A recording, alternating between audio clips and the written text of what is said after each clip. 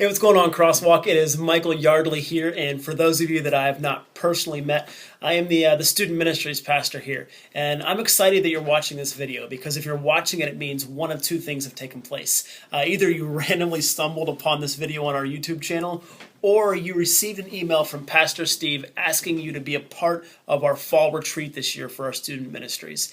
And I'm telling you, this is one of the most exciting moments I've had being the youth pastor here at the church, because it's an opportunity for the church congregation to, as a whole, invest in this next generation, which I think is one of the wisest choices that could ever take place here at the church. Let me give you some background information for a second. For the past 5 or 6 years that I've been here, we've done a retreat every single year, and I believe for the 3 or 4 previous years before I was the youth pastor here, we did fall retreats as well. It's been a part of our culture, and it's always been a huge, huge part of what we do.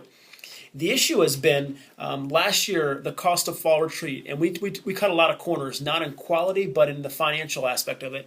It cost $150 for us to put on a fall retreat for a student, which is a decent amount of money to say the least. And for a lot of students, they simply weren't able to come up with that amount of money. And so students who wanted to go on the fall retreat weren't able to be a part of it. And some of you even received calls from me asking, I went around just to the phone book of the church asking for people to give to this cause. And there simply wasn't the funds to go around to do it. And so this year, the cost of the fall retreat is going to be $50. And the way we're doing that is through you all helping put this thing on. So that's the first reason. The second thing is, if you've been to our services, which obviously you have, if you've been to our services on Sunday morning, you know that students are an integral part of what we do. They run some of the technology. They're part of the worship team. They are all over the place on Sunday morning. And when our students were gone on that Sunday morning service, we suffered as a church Sunday morning. And so our plan this year is to do it 100% in-house, have the students do their final session on Sunday morning. It's going to be a huge celebration. But in order for us to pull this off, we need your help. And this is what we're looking for our community groups. And I'm sure Pastor Steve has talked a little bit about this, but I'm going to go through an overview of what I'm looking for community groups to be able to do to help out in this. There's 3 main things. It is to be able to provide food for the event, be able to provide lodging for the event, and be able to provide transportation for the event.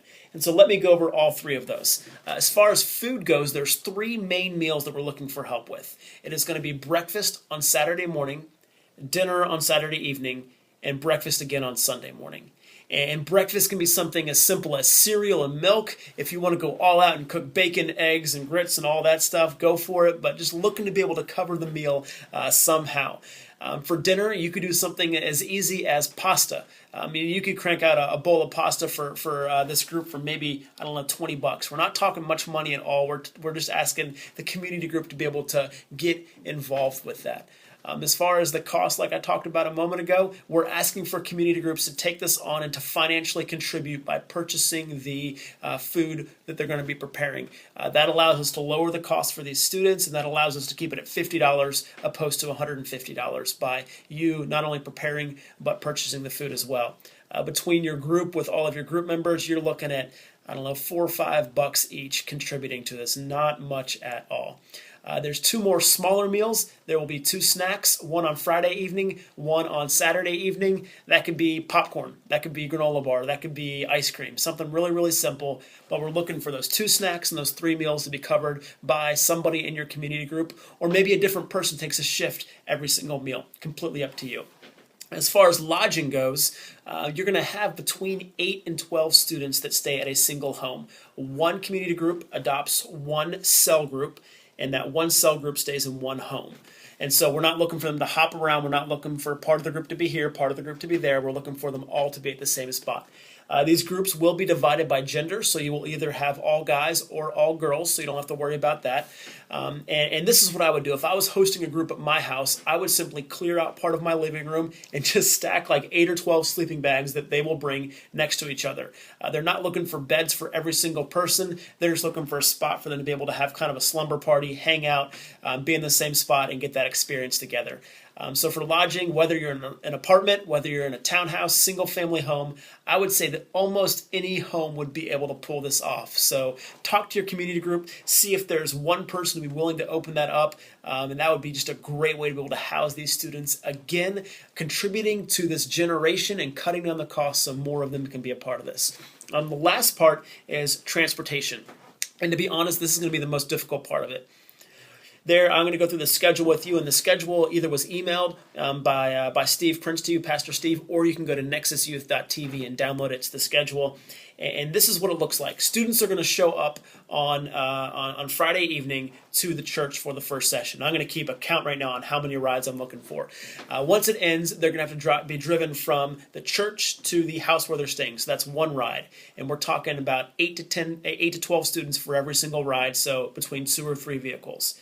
On Saturday, we're looking for you to bring them from the host home back to the church, from the church to a service project, from the service project back home for dinner, after they've had dinner, back to the church. And I know this is a long day, and then from the church back home.